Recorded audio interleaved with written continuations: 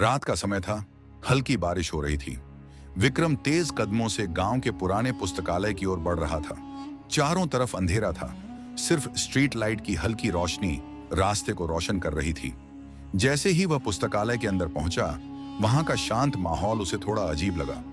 लकड़ी की पुरानी अलमारियां, धूल से भरी किताबें और एक कोने में बैठा बूढ़ा पुस्तकालय अध्यक्ष, ये सब कुछ वैसा ही था जैसा उसने हमेशा देखा था। लेकिन आज कुछ अलग था। विक्रम ने धीरे से पूछा, बाबा, क्या यहाँ कोई बहुत पुरानी और रहस्यमय किताब है? बूढ़े पुस्तकालय अध्यक्ष ने चश्मा ठीक करते हुए उसे देखा और बोले, रहस्यमय किताब? ऐसी किताबें अक्सर खतरनाक होती हैं बेटा। विक्रम हल्के से मुस्कुराया। खतरों से डरता तो मैं यहां नहीं आता बाबा। पुस्तकालय अध्यक्ष ने कुछ देर सोचा और फिर पीछे की ओर इशारा किया। वहां पीछे वाली अलमारी में देखो, शायद तुम्हें कुछ मिल जाए। विक्रम उस पुरानी अलमारी की तरफ बढ़ा। यह अलमारी सालों से बंद थी। उस पर जाले और धूल की मोटी परत जमी हुई थी। उसने धीरे से दरवाजा खोला और अंदर कई पुरानी किताबें रखी दिखी। लेकिन एक किताब अलग थी। काले चमड़े का कवर, जिस पर एक सुनहरी चमकती हुई आकृति बनी थी। जैसे ही उसने किताब को छुआ, उसे हल्की सी गर्माहट महसूस हुई। किताब के कवर पर अजीब से निशान खुद ब खुद चमकने लगे। विक्रम ने हैरानी से कहा, ये क्या है? ये किताब तो खुद ही चमक रही है। पुस्तकालय अध्यक्ष डरते हुए थोड़ा पीछे हट गए। संभल कर बेटा, ये कोई साधारण किताब नहीं लगती। विक्रम की आंखों में उत्सुकता थी।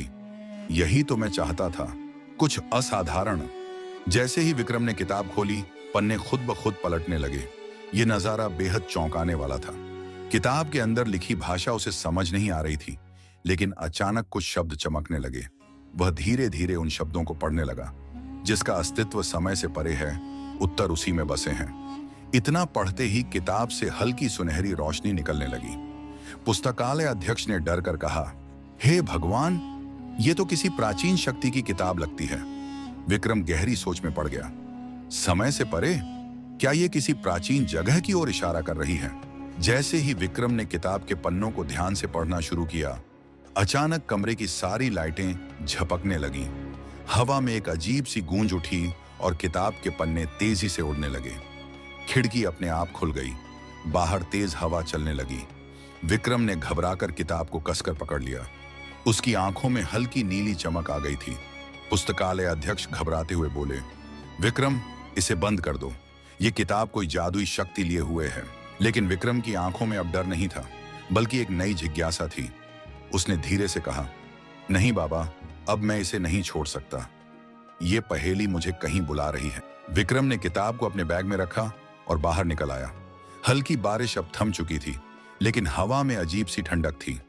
जब वह पुस्तकालय से बाहर आया तो उसे ऐसा महसूस हुआ जैसे कोई उसे छुप कर देख रहा है। उसने चारों तरफ नजर दौड़ाई, लेकिन कोई नहीं था। पर फिर भी एक हल्की सी परछाई दूर एक गली में हिलती हुई दिखाई दी। विक्रम ने धीमे से खुद से कहा, क्या यह सिर्फ मेरा भ्रम है या कोई सच में मुझे देख रहा है? उसने बैग को कसकर पकड़ा और तेज कदमों से अपने घर की ओर बढ़ गया। क्या यह पुस्तक सच में जादुई है?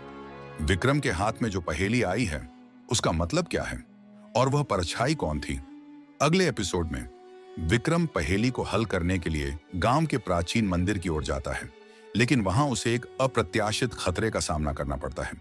अगर आपको पहेली के बारे में पता है तो कमेंट करें, और जानना चाहते हैं तो मेरे चैनल को सब्सक्राइब जरूर करें।